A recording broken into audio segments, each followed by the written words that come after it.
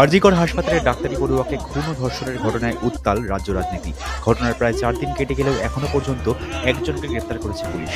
এদিকে সোমবার থেকেই একাধিক সরকারি হাসপাতালে কর্মবিরতি শুরু করেছেন জুনিয়র ডাক্তাররা। কি ঘটনার সাক্ষী থাকলো মঙ্গলবার?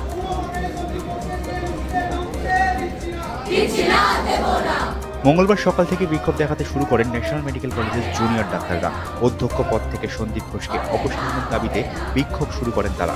যদিও কলকাতা হাইকোর্টের নির্দেশে 15 দিনের ছুটিতে পাঠানো হয়েছে সন্দীপকে, ফলে ন্যাশনাল মেডিকেল কলেজের অধ্যক্ষ পদে বহাল রইলেন অজয় রায়।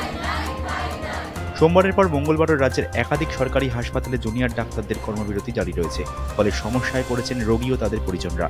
দূর থেকে চিকিৎসা করাতে গিয়ে ফিরতে হয়েছে অনেককে। মুর্শিদাবাদ হাসপাতালে এক অন্তঃসত্ত্বাকে হাসপাতাল থেকে ফিরিয়ে দেওয়া হয় বলে অভিযোগ। যদিও বারাসাত সহ কয়েকটি হাসপাতালে চিকিৎসা পরিষেবা স্বাভাবিক রয়েছে।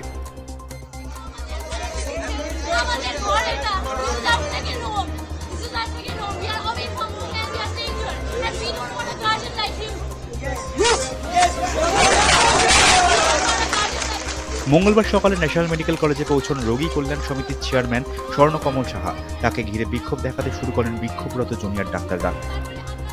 গো ব্যাক স্লোগানও তোলেন তারা।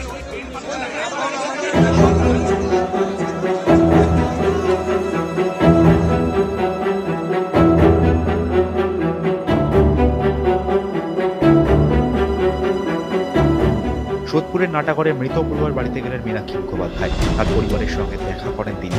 দীর্ঘক্ষণ মৃতার বাবা ও মায়ের সঙ্গে কথা বলেন। অভিযুক্তদের গ্রেপ্তারি ও তার চরম শাস্তির দাবি করেন তিনি। এদিকে মঙ্গলবার সকালে কলকাতা হাইকোর্টের আরজিকর মামলার শুনানি হয়। কলকাতা হাইকোর্টের প্রধান বিচারপতি টি.আর. শিবগানম ও বিচারপতি হিরণময় ভট্টাচার্যের ডিভিশন বেঞ্চে মামলাটির শুনানি হয়। আদালতের পর্যবেক্ষণে অধ্যক্ষের ভূমিকা নিয়ে প্রশ্ন ওঠে। তাকে কয়েক ঘন্টার মধ্যে আরজিকর থেকে সরিয়ে ন্যাশনাল মেডিকেল কলেজে দায়িত্ব দেওয়ায় বিস্ময় প্রকাশ করেন বিচারপতিদের বেঞ্চ। মঙ্গলবার শুনানি শেষে আরজিকর নিয়ে সিবিআই তদন্তের নির্দেশ দিয়েছে কলকাতা হাইকোর্ট। বুধবার থেকে সরকারিভাবে তদন্ত শুরু করবে কেন্দ্রীয় তদন্তকারী সংস্থা।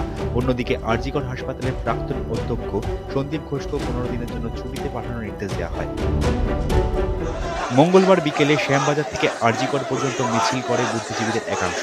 ওই মিছিলে না থাকলেও সরাসরি হাসপাতালে উপস্থিত হন অপর্ণা সেন। পুলিশের বিরুদ্ধে তোপ দেখে তিনি প্রশ্ন তোলেন, কেন প্রথমেই আত্মহত্যার ঘটনা বলে উল্লেখ করল পুলিশ। কার নির্দেশে পুলিশ তড়িঘড়ি ময়নাতদন্ত করল সে নিয়ে প্রশ্ন তোলেন তিনি।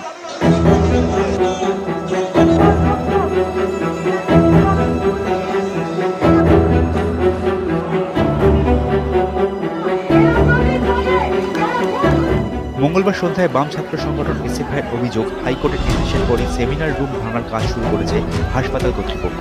পুরো তথ্য প্রমাণ লোপাট করতে এই কাজ করা হচ্ছে বলে অভিযোগ তাদের। আর তার প্রতিবাদেই বিক্ষোভ দেখায় তারা। জানা গিয়েছে যদিও সেমিনার রুম ভাঙা হয়নি। ধর্ষণ ও খুনের ঘটনা যেখানে ঘটেছে তার পাশেই একটি ঘর ভাঙার উদ্যোগ নিয়েছে হাসপাতাল কর্তৃপক্ষ।